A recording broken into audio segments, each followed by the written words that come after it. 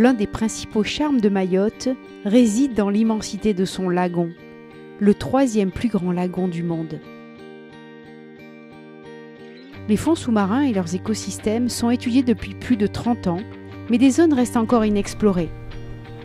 Une équipe de scientifiques a décidé d'envoyer un ROV, un mini sous-marin, tout autour de l'île afin de faire un inventaire de la faune et de la flore sous-marine entre 60 et 150 mètres de profondeur. L'enjeu, enrichir la connaissance de cette zone profonde afin d'aider le parc marin dans ses démarches de conservation et de gestion de la biodiversité.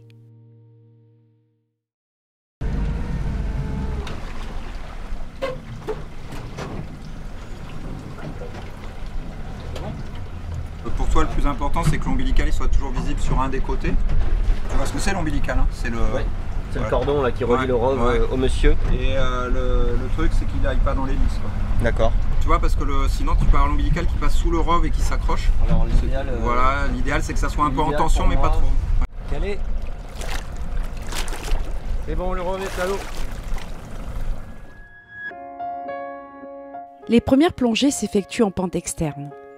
Au cours des 10 jours de mission, les scientifiques prévoient d'explorer une vingtaine de sites. Le ROV est relié à la surface de manière à transmettre en temps réel les images filmées.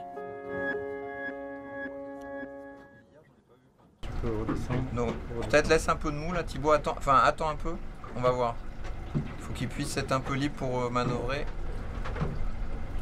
La météo aujourd'hui, elle est super clémente et du coup là ça fait déjà presque une demi-heure que le ROV évolue à 80 mètres de fond en nous renvoyant des images en surface et en prenant des photos. Donc effectivement oui, c'est incroyable. Là, on est à 13 ampères. Ces premières observations là, elles nous montrent que les organismes qui deviennent dominants, ce sont surtout les éponges, avec les gorgones et puis les coraux noirs.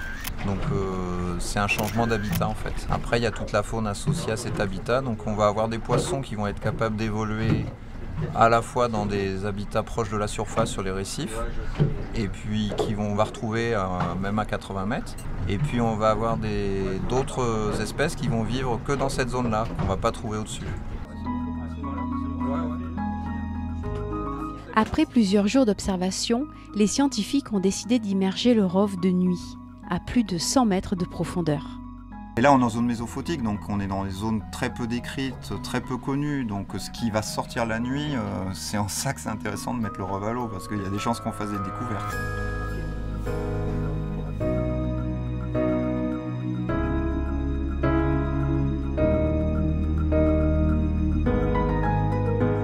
Je t'aurais dit c'est peut-être une algue, mais là il faudra chercher quoi. Parce qu'en fait j'ai une photo d'un plongeur comme ça en zone mésophotique qui a fait ça sur 90 mètres pareil, et pour l'instant on ne sait pas vraiment ce que c'est. J'ai demandé aux experts et ils ne savent même pas dans quelle famille classer ça. Donc là on est à 80 mètres de fond, on n'est pas à l'abri de trouver de nouvelles espèces qui n'ont jamais été observées ailleurs ou dont on ignorait la présence à Mayotte par exemple. C'est ce qu'on cherche aussi.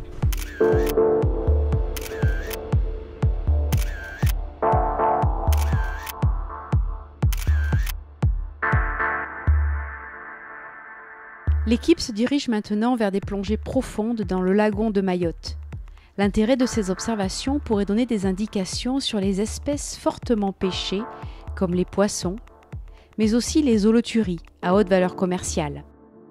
Scientifiquement, en fait, c'est Holothuria lopospilota qui n'était pas décrite à Mayotte encore récemment. Et du coup, on ne savait pas du tout qu'elle pouvait vivre aussi profond en fait.